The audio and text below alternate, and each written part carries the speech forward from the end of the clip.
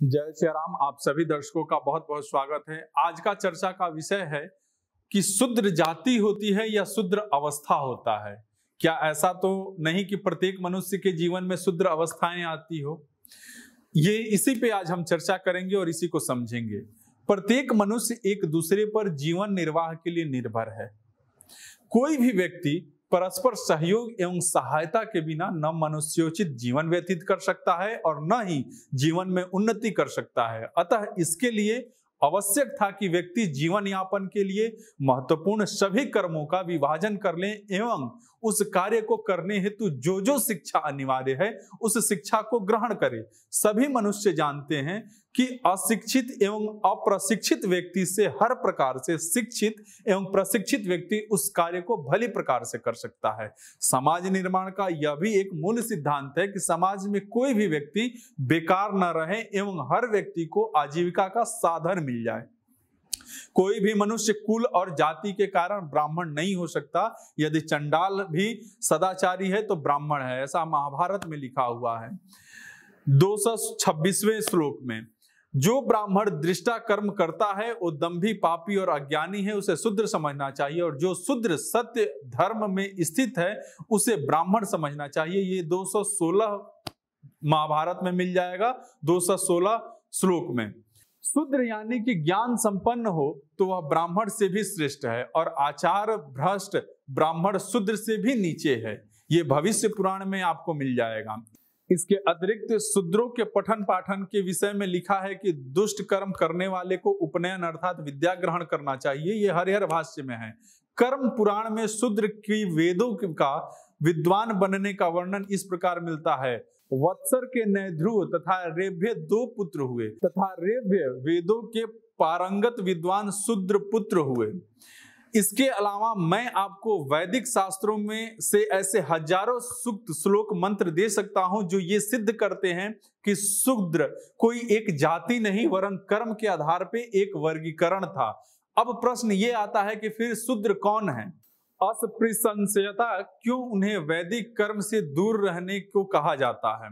यजुर्वेद में आता है कि तप से शूद्र अर्थात श्रम अर्थात मेहनत से अन्न आदि को उत्पन्न करने वाला तथा शिल्प आदि कठिन कार्य आदि का अनुष्ठान करने वाला शूद्र है। तप शब्द का प्रयोग अनंत सामर्थ्य में से जगत के सभी पदार्थों की रचना करने वाले ईश्वर के लिए वेद मंत्र में हुआ है। वेदों में स्पष्ट रूप से पाया गया है कि शूद्रों को वेद अध्ययन का अधिकार स्वयं वेद ही देते हैं। वेदों में शूद्र शब्द लगभग 20 बार आया है। कहीं भी उसका अपमानजनक अर्थों में प्रयोग नहीं हुआ है और वेदों में किसी भी स्थान पर शूद्र के जन्म से अछूते होने, उन्हें वेदाध्ययन से वंचित रहने, अन्य वर्णों से उनका दर्जा कम होने या उन्हें यज्ञादि से अलग रखने का उल्लेख नहीं है। शूद्र अवस्था की यदि बात करें तो ब्राह्मण भी बिना संस्कार कर्म के शूद्र है और उसे कोई भी धार्मिक अनुष्ठान की अनुमति नहीं है। जन्मना जायते शूद्रः संस्कारत भवेत द्विजः वेद पठात भवेत विप्रः ब्रह्मा जनातीति ब्राह्मण। अर्थात व्यक्ति जन्मतः शूद्र है, संस्कार से वह द्विज बन सकता है, वेदों के पठन पाठन से विप्र हो सकता है, किंतु जो ब्रह्मा को जान ले वही ब्राह्मण कहलाने का सच्चा अधिकारी है। मांस खाने वाले लोग बेहद ही घृणित माने जाते थे। इस कर्म को करने या उससे जुड़ने वाले लोगों को भी घृणित माने जाते थे। अनुमंता विशसिता निहंता क्रिया विक्रयी संस्कर्ता चोपहर्ता च खाद करश्चेति घातका। मनुस्मृति में ऐसा लिखा हुआ, अर्थात मारने की आज्ञा देने वाला, पशु को मारने के लिए लेने वाला, बेचने वाला, पशु को मारने वाला, मांस को खरीदने वाला और बेचने वाला, मांस को पकाने वाला और मांस को खाने वाला, यह सभी हत्यारे हैं। इसके अलावा राजवसला स्त्री को चाहे वो ब्राह्मणी ही क्यों ना हो उसे वैदिक कर्म करना निषेध माना गया है। हालांकि इसके पीछे वैदिक कारण भी है जो फिर हम कभी बात करेंगे कि ये वैज्ञानिक कारण होते हुए भी कुरीति कैसे बन गया। उपरोक्त सभी बातें सिद्ध करती है कि शूद्र एक कर्म आधारित वर्गीकरण था और शूद्र अवस्था सब पे लागू थी, चाहे वो ब्राह्मण हो, क्षत्रिय हो, वैश्य हो या शूद्र हो। शूद्र अवस्थाओं में निम्न कर्म करते हुए आप कोई वैदिक कर्म नहीं कर सकते उदाहरण जैसे आज भी बिना नहाए हम कोई भी पूजन पाठन नहीं कर सकते, बिना हाथ धोए हुए भोजन नहीं कर सकते।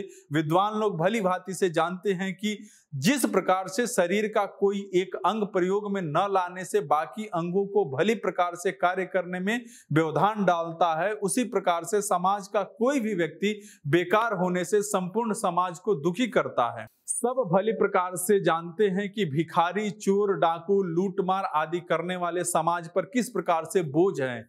इससे यदि सिद्ध होता है कि वर्ण व्यवस्था का मूल उद्देश्य समाज में गुण, कर्म, स्वभाव के अनुसार विभाजन है। वर्ण परिवर्तन के कुछ उदाहरण ऐसे हैं।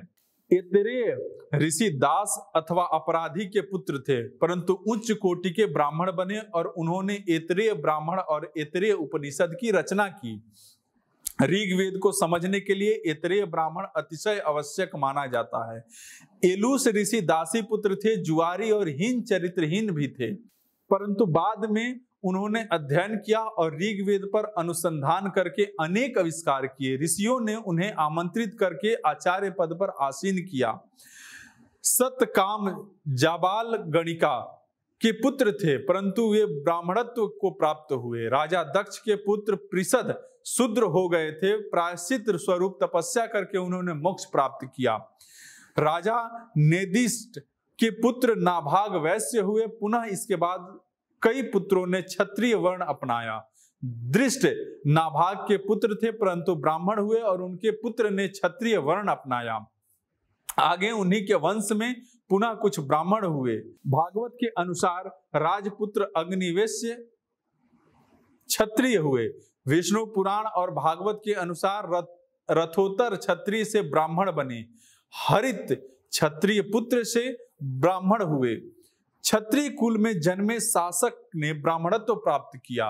वायु, विष्णु और हरिवंश पुराण कहते हैं कि शौनक ऋषि के पुत्र कर्म वेद में ब्राह्मण, क्षत्रिय, वैश्य और शूद्र वर्ण में हुए। मतंग चंडाल पुत्र से ब्राह्मण बने थे। ऋषि पुलस्त का पुत्र रावण अपने कर्मों से राक्षस बना था। राजा रघु का पुत्र प्रवृद्ध राक्षस हुआ। त्रिशंकु राजा होते हुए भी कर्मों से चंडाल बन गए थे। विश्वामित्र के पुत्रों ने शूद्र वर्ण अपनाया। विश्वामित्र स्वयं क्षत्रिय थे, परंतु बाद में उन्होंने ब्राह्मणत्व को प्राप्त किया। विदुर दासी पुत्र थे, तथापि वे ब्राह्मण हुए और उन्होंने हस्तिनापुर साम्राज्य का मंत्री पद सुशोभित किया। अन्य बहुत से उदाहरण ऐसे मौजूद हैं। तो इसलिए आप समझ सकते हैं कि हमारे वेद में, शास्त्र में कहीं भी शूद्र का वर्णन नीच जाति से या नीच लोगों से ऐसा कुछ नहीं है। शूद्र अवस्था होती है जिसमें सभी व्यक्ति होते हैं कुछ समय के लिए। आज आप लोग के लिए इतना ही। जय श्री राम।